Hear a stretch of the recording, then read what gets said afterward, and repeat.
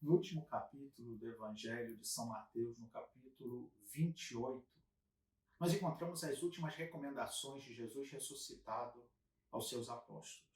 Ele diz que os apóstolos deveriam ir pelo mundo inteiro ensinando tudo aquilo que ele tinha ensinado. E no versículo 19, Jesus diz aos apóstolos que eles deveriam batizar em nome do Pai e do Filho e do Espírito Santo.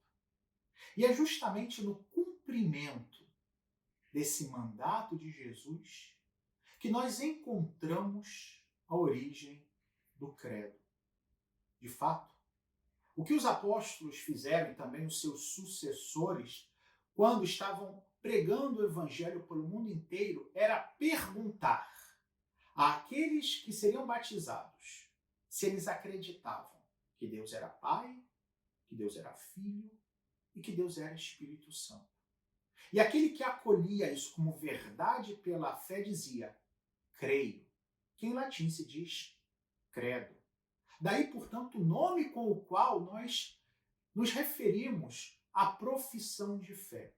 E esse núcleo inicial, que estava centrado na existência de Deus enquanto Trindade, um único Deus, que é Pai, Filho e Espírito Santo, durante os séculos foi se desenvolvendo, assumindo algumas outras realidades que faziam parte do essencial, que um cristão deveria acolher como verdade para poder fazer parte da igreja, para poder receber o batismo.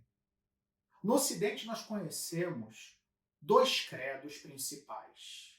O chamado credo apostólico, que é aquele credo menor que nós recitamos nos domingos na missa. E o credo niceno-constantipolitano, que é o credo maior que normalmente no Brasil nós recitamos nas grandes solenidades. Esse credo maior tem esse nome porque ele tem origem nos dois primeiros concílios ecumênicos, ou seja, nessas grandes reuniões de todos os bispos do mundo.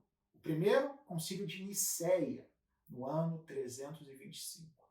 E o segundo, no concílio de Constantinopla, no ano 381. Mas vamos nos concentrar no credo menor, o chamado credo apostólico, que tem esse nome por uma tradição, com uma lenda, para ser mais preciso, que aparece no século VI, que dizia que, na origem, esse credo teria sido composto pelos 12 apóstolos, onde cada um deles teria dado uma das frases que o compõem. Primeiro, Pedro teria dito, creio em Deus Pai Todo-Poderoso. Depois, outro apóstolo, creio em Jesus Cristo, seu único Filho, nosso Senhor. E assim sucessivamente. Porém, do ponto de vista histórico, o que a gente realmente sabe é que esse credo foi pouco a pouco se desenvolvendo ao longo do século II até o século V, sobretudo na Igreja de Roma, sempre num contexto batismal, ou seja, aquilo que era perguntado, que as pessoas que seriam batizadas se aceitavam como verdade, e elas respondiam com o creio. Esse credo se desenvolveu e se difundiu muito rapidamente, justamente em função da importância da Igreja de Roma em relação a todas as demais comunidades cristãs. E por que essa importância? Essa importância estava relacionada à origem da Igreja de Roma, associada a dois apóstolos, a São Pedro e a São Paulo. De fato, Santo Irineu de Leão escreve aproximadamente no ano 180 uma obra importantíssima chamada Contra as Heresias, em que ele tenta mostrar todos os erros que desviam os cristãos da verdadeira fé.